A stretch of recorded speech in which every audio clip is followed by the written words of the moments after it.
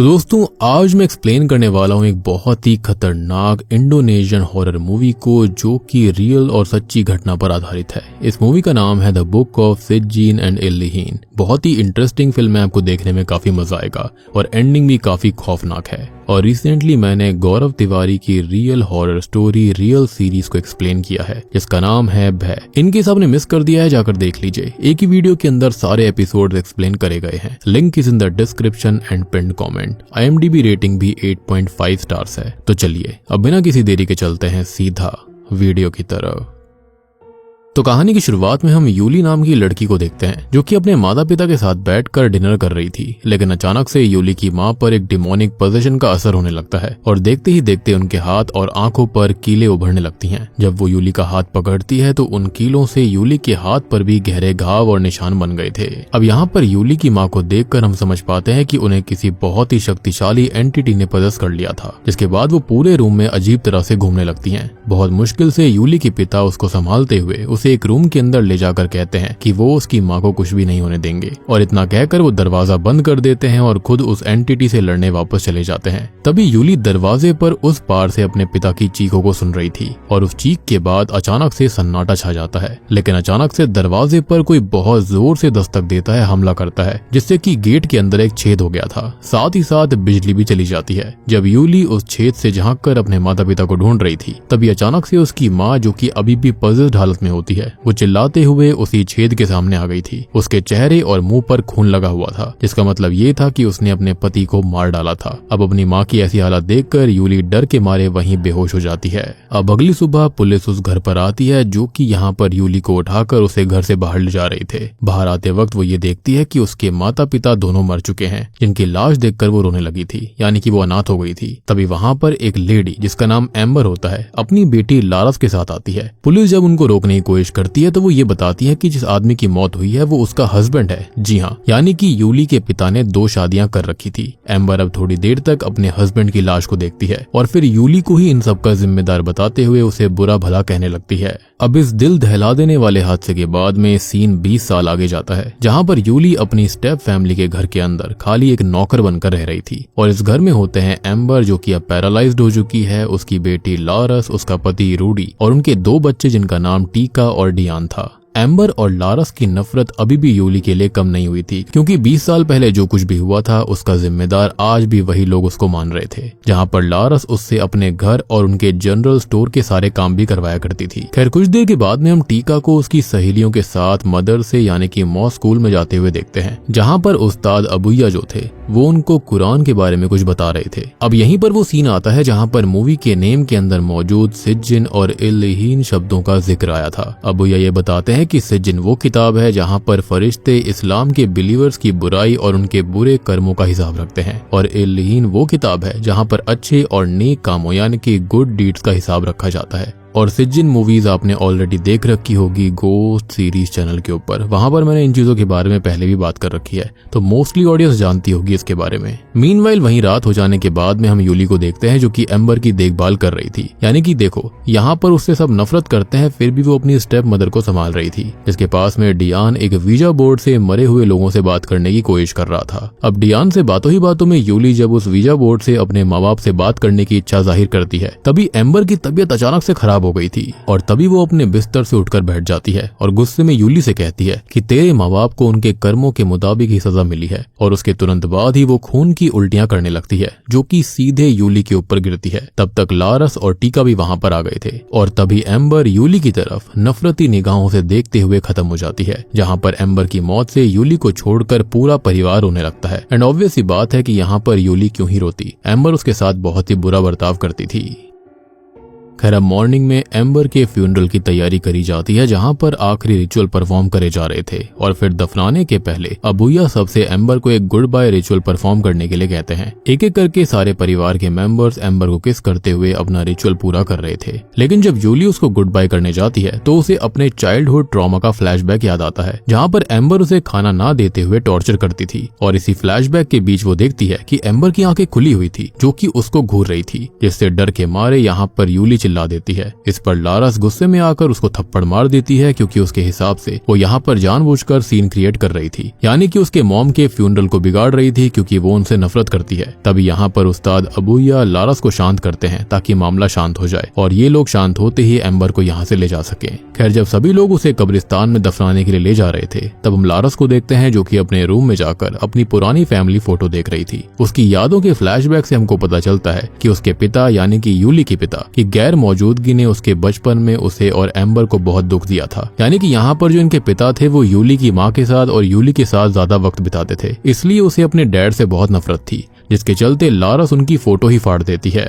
विच explains कि लारस को और एम्बर को यहाँ पर यूली से दिक्कत क्यों थी और क्यों वो बचपन से ही हर चीज के जिम्मेदार उसको ही ठहराते आ रहे थे, जबकि वो उसको एक्सेप्ट कर सकते थे, लेकिन उन्होंने ऐसा नहीं किया। वो कहते हैं ना कि एक बार दिल के अंदर नफरत का बीज पैदा हो जाए तो उसको पौधा बनने से कोई रोक नहीं सकता, पेड़ बनने से कोई रोक नहीं सकता, और हमेशा नफरत की जड़ें बहुत गहरी होती जाती हैं, जिनको मिटाना बहुत मुश्किल हो सकता है। खैर, अब कुछ दिनों तक सब कुछ नॉर्मल रहता है, लेकिन एक दिन जब यूली लारस के जनरल स्टोर पर काम कर रही थी, तब एक नौकर योनो को एक कस्टमर की तरफ से टिप मिलती है, जिस पर यूली ईमानदारी दिखाते हुए वो पैसे उससे लेकर लारस को ही देने जाने लगती है। लेकिन लारस जो होती है वो उसके हाथ में पैसे देखकर गलतफहमी में आकर उसको चोर समझ लेती है। ऑब्वियस सी बात है, वो उससे नफरत करती थी और कोई भी मौका नहीं छोड़ती थी जिससे कि वो उसको नीचा दिखा सके। अब यूली की काफी समझाने के बावजूद भी लारस उसे और उसकी माँ को कैरेक्टरलेस कहते हुए सबके सामने उसे थप्पड़ मार देती है। अब इस दुख, गुस्से और इंसल्ट के बाद में यूली के सब्र का बांध टूट गया था और अब वो इन लोगों से अपनी इंसल्ट और टॉर्चर का बदला लेने के बारे में सोचने लगती है, जिसके लिए वो योनो से ही हेल्प मांगती है। अब योनो उसके साथ हो रहे टॉर्चर के बारे में जानता था, इसलिए वो उसकी हेल्प करने के लिए मान जाता है। और किस किस को योनो सुनकर SBI वाले ऐप की याद आई। एनीवेज, फिर योनो उसकी बताई हुई लोकेशन पर उसको ले जाता है, जहाँ पर यूली एक ब्लैक मैजिशियन आबा से मिलती है। यूली उसको लारस के परिवार की फोटो देते हुए कहती है कि वो इस पूरे परिवार को अब खत्म करना चाहती है। तब आबा उससे ये पूछता है कि जैसा तुमने पहले उस लेडी यानी कि एम्बर के साथ किया था, तो इस बात से ये चीज रिवील हो जाती है कि एम्बर की मौत नेचुरल नहीं थी और इसलिए एम्बर ने उसे एंड में ताना भी मारा था, यानी कि यूली ने ब्लैक मैजिक करवाकर एम्बर की जान ली थी और ये बात वो जानती भी थी। तभी आबा उस परिवार के फोटो पर एक रिचुअल परफॉर्म करते हुए उसको ये बताते हैं कि इस परिवार को बर्बाद करने के लिए उनको एक बहुत ही खतरनाक रिचुअल करना होगा, जिसके लिए उन्हें एक ताजी लाश चाहिए होगी जिसे 40 दिन से ज्यादा खत्म हुए ना हुए हों। इसलिए रात के समय यूली और योनो यहाँ पर कब्रिस्तान जाते हैं, जहाँ पर एम्बर की ही लाश दफनाई गई थी। उसको पता था कि रिचुअल को पूरा करने के लिए उनको ताजी लाश चाहिए होगी और एम्बर की लाश से ज्यादा फ्रेश लाश कैसे हो सकती थी। इसलिए वो दोनों मिलकर एम्बर की कब्र खोदकर उसकी बॉडी को ही निकाल कर योनो की गाड़ी से आबा तक पहुंचा देते हैं। अब आबा योनो को बाहर इंतजार करने के लिए कहता है। इसके बाद वो यूली को एक चाकू देकर एक सड़ी हुई मुर्गी का काला खून एक बर्तन में निकलवाता है, जिसे वो फिर एक बकरी के कटे हुए सर पर डालता है। जिसके बाद आबा भैंस की चमड़ी का एक टुकड़ा काटकर इन सब चीजों को मिक्स कर देता है और फिर वो इस मिक्सचर के अंदर एक धागा डुबोकर उस परिवार के हर एक मेंबर का नाम एक कागज पर लिखकर उसे बांध देता है, जिसमें लारस, रूडी, डियान और टीका का नाम था। जिसके बाद वो उस भैंस की चमड़ी को निकालकर यूली को देता है ताकि वो इस चीज को एम्बर को खिलाकर रिचुअल पूरा करे। लेकिन एम्बर तो खत्म हो चुकी थी और उसकी बॉडी सॉलिड हो जाने की वजह से ये लोग उसके मुंह के अंदर इस चीज को नहीं डाल सकते थे। इसलिए आबा ब्लैक मैजिक में यूज होने वाले कुछ चैंटिंग को यूज करता है, जिससे एम्बर के मुंह में से एक कीड़ा यानी कि वर्म निकलता है और फिर उसका मुंह खुल गया था। रिचुअल के स्टेप्स को फॉलो करते हुए यूली तुरंत ही उस चमड़ी के टुकड़े को यहाँ पर एम्बर के मुंह में डाल देती है और उस टुकड़े के अंदर जाते ही एम्बर का मुंह बंद हो गया था। इसके बाद आबा यूली को एक वार्निंग भी देता है कि अब इस परिवार की मौत उसके हाथों में है, लेकिन अब उसे जो भी करना होगा जल्दी करना होगा और वो इस डेड बॉडी के सड़ने से पहले ही करना होगा। और अगर यूली ये रिचुअल वक्त पर खत्म नहीं कर पाई तो पूरा का पूरा ब्लैक मैजिक खुद उसके ऊपर पलट जाएगा। अब दूसरी ओर हम टीका को देखते हैं, जो कि नमाज पढ़ रही थी कि तभी बाहर से एक फायरबॉल जैसी चीज तेजी से उसके रूम के पास से गुजरती है और इसी के साथ उसके रूम की लाइट्स भी ब्लिंक होने लगी थी। अब अचानक से खिड़की का कांच टूट जाता है और उस छेद से एक कीड़े जैसी चीज जो कि मीनियन या फिर डीमन जैसी थी वो अंदर घुस जाती है। लेकिन टीका अपनी प्रेयर्स में इतनी ज्यादा फोकस्ड हो रखी थी कि वो उसे नोटिस नहीं कर पाई थी। तभी ड्राइंग रूम की दीवार पर लगे हुए परिवार वाली फोटो का ग्लास टूटकर नीचे गिर पड़ता है, जिसकी आवाज से वो डर जाती है और अपनी नमाज पूरी किए बगैर बगैर ही नीचे चेक करने चली जाती है। अब ड्राइंग रूम के अंदर पहुंचने पर उसे अपने पूरे परिवार की फोटो टूटी हुई मिलती है। एक कांच का टुकड़ा उसके पैर में भी चुभ गया था। जब वो सोफे पर बैठकर अपने पैर से उस टुकड़े को निकालने की कोशिश कर रही थी, तभी उसे एम्बर के रूम से कुत्ते के रोने जैसी आवाज आती है और जब वो चेक करने जाती है तो वहां पर कोई भी नहीं था। लेकिन जब वो बाहर आ रही थी तभी उसे अपनी ग्रैंडमा की सोल दिखाई देती है जो कि उस पर जोरों से चिल्ला रही होती है, जिससे कि टीका काफी घबरा जाती है। अब उसी समय वहां पर यूली आ जाती है जो कि उसके डर को अजीब तरीके से शांत करते हुए उसे सो जाने के लिए कहती है, जहां पर वो मन ही मन खुश भी हो रही थी। अगले दिन लारस जब टीका के पैर पर बैंडेजेस लगा रही होती है तब टीका उससे ये कहती है कि घर में जरूर कुछ तो गलत हो रहा है। इस पर डियान उससे मजाक में कह देता है कि हो सकता है कि ये हमारी ग्रैंडमा की सोल हमारे साथ रह रही है, क्योंकि उसने कल ही उनसे बात करने के लिए वीजा बोर्ड इस्तेमाल किया था। तब टीका अपनी मॉम से ग्रैंडमा की सोल की शांति के लिए दुआ महफिल रखने की रिक्वेस्ट करती है। लेकिन लारस जो थी उसका इन चीजों में ज्यादा फेथ नहीं होता, इसलिए वो यूली को दुआ महफिल में टीका की हेल्प करने के लिए कहती है। लेकिन यूली उसकी हेल्प करने के लिए साफ इनकार कर देती है और लारस जो होती है वो उसका ये बर्ताव देखते हुए, बदलाव देखते हुए काफी हैरान हो गई थी, क्योंकि यूली ने आज तक कभी किसी चीज के लिए मना नहीं किया था। खैर अगले सीन में उसी रात दुआ महफिल का आयोजन किया जाता है, जहाँ पर जब सब लोग दुआ पढ़ रहे थे तो उस वक्त टीका को नींद आ जाती है, जिसमें वो एक खौफनाक सपना देखती है जिसके अंदर उसका पूरा परिवार रो रहा था और उसके सर से खून निकल रहा था। अब वहीं दूसरी तरफ यूली जो होती है वो डियान के नाम का कागज एम्बर के गले में डालकर उसे कील से बंद कर देती है, मतलब कि इस फैमिली को बर्बाद करने के लिए उसका पहला शिकार डियान होने वाला था। वहीं अब घर के अंदर जब दुआ महफिल चल रही थी तब डियान एम्बर के रूम में वीजा बोर्ड की मदद से एम्बर से सवाल पूछ रहा था कि क्या आप यहाँ पर हो, और अगर अभी तक आपको यहाँ पर समझ में नहीं आया है तो यहाँ पर जो ग्रैंडमा की सोल थी जो कि यहाँ पर दिखाई दी वो कोई और नहीं बल्कि वो एम्बर ही थी। खैर अब वीजा बोर्ड का कर्सर तुरंत ही यस की ओर जाता है, जिसके बाद वो बोर्ड का कर्सर रुक रुक कर एक अक्षर यानी कि लेटर्स पर जा रहा था और ऐसे ही वीजा बोर्ड काम करता है। अब जब वो उन्हें नोट करता है तो उसमें एक मैसेज होता है कि ग्रैंडमा के पास आ जाओ। ये देखकर डियान काफी घबरा जाता है। तभी एक कीड़ा उसके कान में घुस गया था, जिससे कि वो दर्द से तड़पने लगता है और उससे बचने के लिए वो कबर्ड पर सर मारने लगता है और तभी उसके हाथ अपने आप चलने लगते हैं और जबरदस्ती कोई ताकत वीजा बोर्ड को उसके हाथ में दे देती है। अब वहीं टीका जब डियान की आवाज सुनकर उस रूम का दरवाजा खोलती है तो उसे डियान की हालत दिखाई देती है जो कि उस वीजा बोर्ड को अपने सर पर जोर जोर से मार रहा था। अब जब वो बोर्ड टूट जाता है तब डियान घूमकर दरवाजे की तरफ देखता है तो वहां पर टीका नहीं बल्कि वहां पर पजेस्ड हुई एम्बर होती है और फिर वो तुरंत ही बोर्ड के नुकीले टुकड़ों को अपने गले में मार लेता है, जिस वजह से खून के छींटे टीका और पूरे रूम में उड़ गए थे। अपने भाई को मरता देखकर वो काफी डर जाती है और अपने मॉम डैड को बुलाती है और जब लारस और रूडी वहां पर आते हैं तो अपने बेटे को इस तरह देखकर हैरान रह गए थे, जिनके साथ वहां पर नौकर योनो भी मौजूद था, जिसे मालूम था कि ये सब किसका किया जा रहा है। खैर अब अगले दिन डियान का फ्यूनरल होता है जहां पर लारस, रूडी और टीका काफी सदमे में थे।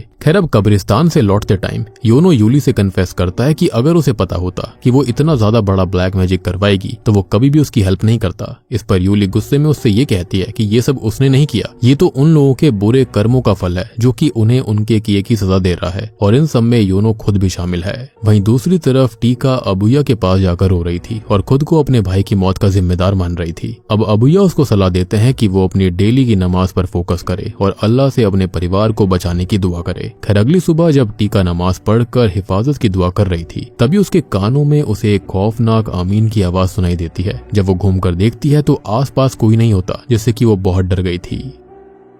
लेकिन अगले ही दिन लारस अपना स्टोर ओपन करने चल पड़ती है। ये देखकर रूडी उस पर गुस्सा हो जाता है क्योंकि उसके बेटे को खत्म हुए एक दिन भी नहीं गुजरा था और वो दुकान खोलने में लगी हुई थी। लेकिन लारस उसकी बातों पर ध्यान दिए बगैर वहां से निकल जाती है। तभी दिन में जब रूडी स्टोर पर काम कर रहा था तो उसकी उंगली कट जाती है, लेकिन लारस उस पर ध्यान नहीं देती और तभी यूली मौका देखकर उसके पास आती है और उसे बैंडेज लगाने लगती है। अब रूडी अपने लिए इस तरह का गेस्चर पहली बार देखकर उसकी तरफ अट्रैक्ट होने लगता है, क्योंकि लारस ने कभी भी उसके लिए इस तरह का केयरिंग गेस्चर नहीं दिखाया था और तो और वो कभी भी उसकी इज्जत नहीं करती थी क्योंकि वो गरीब परिवार से था। इसलिए यूली जानबूझकर उसके करीब आते हुए उसे बहकाने की कोशिश करने लगती है। खैर थोड़ी देर के बाद यूली स्टोर में जानबूझकर 2 बॉटल्स तोड़ देती है और जब लारस यूली को डांटना शुरू करती है तो रूडी यहाँ पर लारस को ही धमकाकर यूली की तरफदारी करने लगता है। अब ये सब देखकर लारस काफी हैरान हो जाती है क्योंकि आज तक रूडी ने उससे कभी भी ऐसे बात नहीं करी थी, जिससे कि इन दोनों में काफी बड़ा झगड़ा हो जाता है और इसलिए रूडी गुस्से में स्टोर से निकल गया था। घर लौटने के बाद बाद में रूडी बहुत अपसेट था, इसलिए यूली मौका देखकर उसके पास आती है, जहाँ पर रूडी उसे गले लगाकर रोने लगता है क्योंकि वो गरीब है और इसलिए लारस उसको कुछ भी नहीं बोलने देती।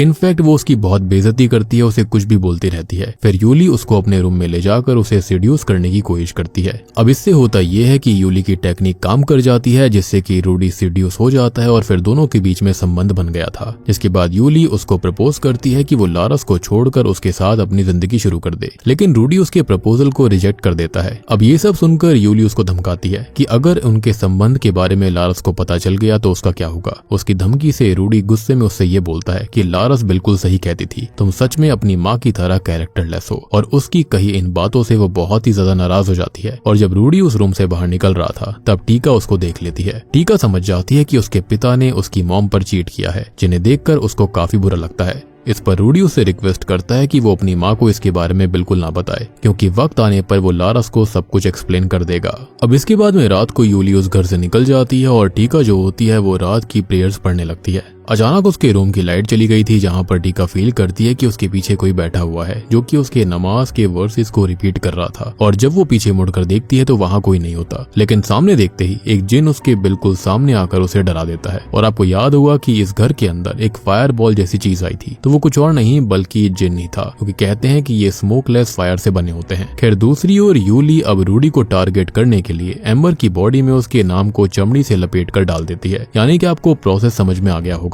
जब भी यहाँ पर जिन से कुछ भी करवाना होगा तो यहाँ पर उसे एम्बर के मुंह के अंदर नाम लिखकर, यानी कि चमड़ी के अंदर उसे लपेट कर नाम लिखकर मुंह के अंदर डालना है। इसके बाद उसके पीछे ये जिन चला जाएगा। उसी वक्त उस्ताद अबुया जो होते हैं वो अल्लाह से टीका के परिवार की हिफाजत के लिए दुआ करने लगते हैं, जिसका असर यूली के साथ होने लगा था, जहाँ पर उसके रूम की लाइट चली जाती है। और जब वो लालटेन और कैंडल लाइट कर रही थी तभी उसके पीछे मौजूद एम्बर की लाश अचानक उठकर बैठ जाती है। यूली को इसका आभास हो जाता है, लेकिन चेक करने पर एम्बर की बॉडी वैसी ही पड़ी हुई थी। और जब वो पलटती है तो उसे एम्बर का खौफनाक चेहरा दिखता है, जिससे कि वो काफी डर गई थी, जो कि शायद ये इंडिकेट कर रहा है कि उसका वक्त नजदीक आ रहा था और उसको जल्दी काम खत्म करना पड़ेगा। इधर जब घर के अंदर रूडी सोने की कोशिश कर रहा था तो अचानक उसके गले में उसे बहुत तेज दर्द होने लगता है। और जब वो बाथरूम में जाता है तो उसे खून की उल्टी हो रही थी, जिसमें से कुछ नुकीली चीजें भी निकल रही होती है। तभी एक कीड़ा उड़ते हुए उसकी आंख में घुस जाता है और दूसरी आंख से निकलने की कोशिश करता है, जिससे कि उसे काफी दर्द हो रहा था। और ये सीन काफी खौफनाक भी होता है और इसलिए अब वो अपने हाथ से उस कीड़े को बाहर निकालने की कोशिश कर रहा था। लेकिन इन सब में होता ये है कि उसकी एक आंख बाहर निकल जाती है, जिसके दर्द से रूडी चीखने लगता है। उसकी चीख सुनकर लारस उठ जाती है और तभी रूडी अपने सामने एम्बर के चेहरे वाले जिन को देखता है, जिसको देखकर वो काफी घबरा गया था। और इसी घबराहट में उसका पैर फिसल जाता है, जिससे कि उसके सर पर चोट लगने की वजह से उसकी वहीं ऑन द स्पॉट मौत हो जाती है। तब लारस बाथरूम का गेट तोड़कर अंदर आती है, जहाँ पर वो अपने शौहर रूडी को मरा हुआ पाती है, जिसको देखकर लारस रोने लगी थी, यानी कि उसका पूरा परिवार तबाह हो रहा था।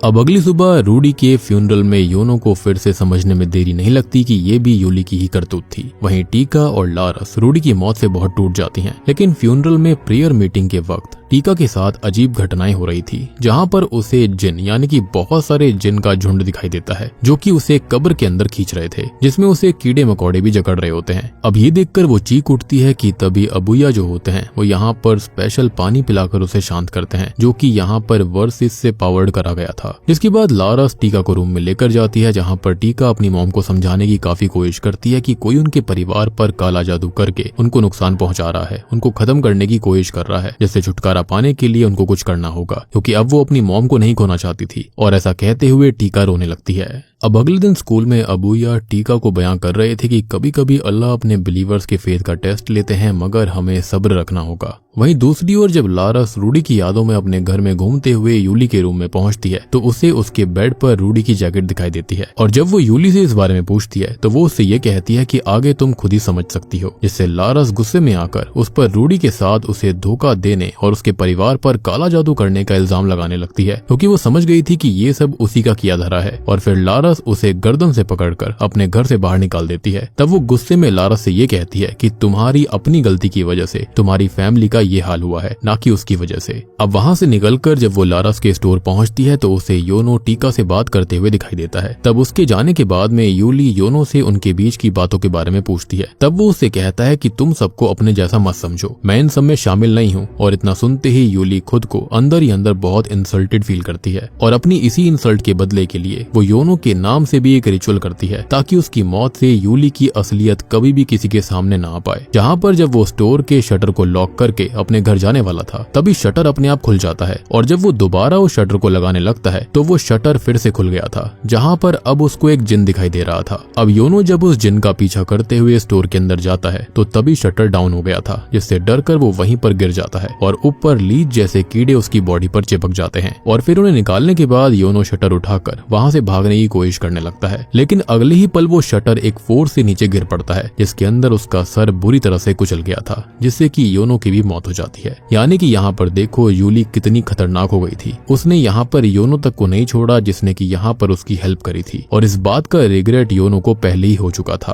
अब अगले ही दिन योनो की मौत की खबर पूरे मोहल्ले के अंदर फैल जाती है, जिसको सुनकर लारस और टीका तुरंत अपने स्टोर तक पहुंचते हैं, जहाँ पर उसकी लाश को देखकर ये लोग काफी डर गए थे क्योंकि मौत बहुत ही बुरी तरह से हुई थी। उसी रात यूली लारस के नाम से रिचुअल परफॉर्म करती है जिसका रिजल्ट टीका और लारस के साथ होने लगता है। जहाँ पर जब टीका अपने फैमिली फोटो को देखकर इमोशनल हो रही थी तभी अचानक ही उसके ऊपर से कुछ कीड़े फोटो पर गिर पड़ते हैं। उसके वहाँ से हटते ही पूरी छत उसके बेड पर गिर जाती है जिसमें जानवरों की हड्डियां भी थी और इसी के साथ पूरे घर की लाइट चली गई थी। यानी कि ये जिन जो कोई भी था वो काफी खतरनाक था। अब इसी अंधेरे में टीका टॉर्च लाइट जलाकर लारस के रूम में पहुंचकर उसको ढूंढने लगती है, लेकिन जब उसको वहाँ पर अपनी मां नजर नहीं आती तभी लारस बेड के नीचे से निकलने लगती है जिसे एक जिन ने पजस करके रखा हुआ था, जो कि उसके ऊपर हमला करने लगता है। अब लारस के अंदर मौजूद जिन से बचने के लिए टीका दौड़कर अपने रूम के कबर्ड में छिप जाती है और चुपके से उस्ताद अबूया को कॉल करके हेल्प मांगने लगती है। अब वो जिन उसके रूम में सर्च करता है और घूमकर चला जाता है। उसके जाने के थोड़ी देर के बाद में जैसे ही वो कबर्ड से बाहर निकलती है तो जिन कबर्ड के ऊपर से उसको पकड़ लेता है और उसका गला दबाकर उसे ऊपर उठाने लगता है। तभी उस्ताद अबूया अपने लोगों के साथ वहां पहुंच जाते हैं, जिनके दुआ भरते ही लारस बेहोश हो गई थी।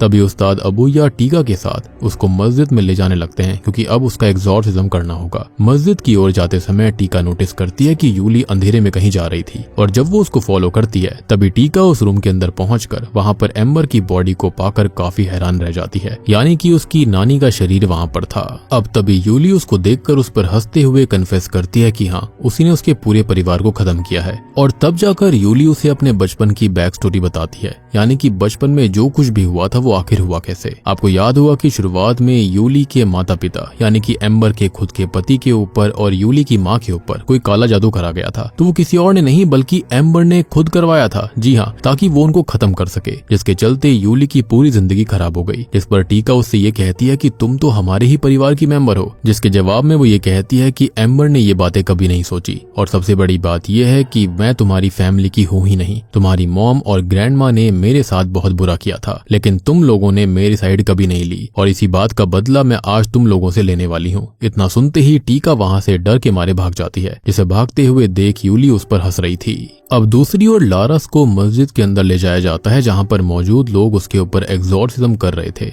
उस्ताद अबूया अल्लाह का नाम लेकर एग्जॉर्सिज्म शुरू करते हैं, जिससे कि लारस चिल्लाने लगती है। मीनवाइल यूली भी टीका के नाम पर रिचुअल कर रही थी, लेकिन उस्ताद अबूया की दुआ की शक्ति से वो अपने रिचुअल में सफल नहीं हो पाती, क्योंकि जितनी बार भी वो रिचुअल पूरा करने के लिए सिलाई करने जाती थी तो उतनी ही बार वो फेल हो जाती। अचानक उसके हाथ की उंगलियां टेढ़ी होने लगती हैं और वहीं अबूया की दुआ की पावर से लारस का एग्जॉर्सिज्म पूरा हो गया था, जिसमें लारस बेहोश हो जाती है। दूसरी ओर यूली के हाथ उसके कंट्रोल में नहीं थे, जिसमें वही हाथ अपने आप ही एक कील उठाकर उसके ही मुंह पर हमला करता है। उस्ताद अबूया टीका से अपनी मॉम के लिए अल्लाह से दुआ मांगने के लिए कहते हैं, क्योंकि उनको पता चल गया था कि अब वो जिन के असर से जिंदा नहीं बच पाएंगी और उनके कहे मुताबिक टीका अल्लाह से अपनी माँ लारस उसकी करी हुई गलतियों के लिए माफी मांगने लगती है। वहीं यूली पागलों की तरह एम्बर की लाश पर एक पत्थर से हमला करने लगती है, लेकिन अबुया और सबकी दुआ की शक्ति से सारी सोल्स और जिन अब उस पर ही हमला करने लगते हैं। और इन्हीं सोल्स में एम्बर, रूडी, डियान और योनो की भी सोल मौजूद थी जो कि उस पर हमला कर रही थी, और एक स्टेज पर आकर उसकी भी मौत हो जाती है, यानी कि यूली भी नहीं बच पाई, जिसके बारे में दूसरी ओर बैठे हुए आबा को भी पता चल गया था कि यूली उसकी वार्निंग देने के बावजूद भी फेल हो गई, यानी कि वो समय पर काम को पूरा नहीं कर पाई। वहीं दूसरी ओर लारस को होश आ गया था, जहां पर उसके मुंह से काले खून की उल्टी होती है, जिसमें से उसके शरीर के अंदर मौजूद सारे जिन वाले कीड़े निकल गए थे, जिससे वो बिल्कुल शांत होकर अपनी बेटी टीका की गोद में गिर जाती है। और अल्लाह से माफी मांगने के बाद लारस भी खत्म हो गई थी, क्योंकि यहाँ पर उन सब ने काफी गलत चीजें करी थी। और इसी दुख से टीका रोने लगती है, क्योंकि सबके जाने के बाद एक उसकी मौमी बची थी, लेकिन उनके कर्मों ने उन्हें उससे छीन लिया। लेकिन मूवी के एंड में हम टीका को देखते हैं, जो कि अब कब्रिस्तान में अपने परिवार की कब्रों को देख रही होती है, जहां पर दिखाया जाता है कि यूली की कब्र भी वहीं मौजूद थी और बुरे कर्मों की सजा इन सबको मिली। अब टीका वहां पर अकेले खड़ी हुई सबकी आत्मा की शांति के लिए दुआ करती है, जिसके बाद वो अल्लाह से अपनी जिंदगी में आगे बढ़ने की ताकत मांगती है।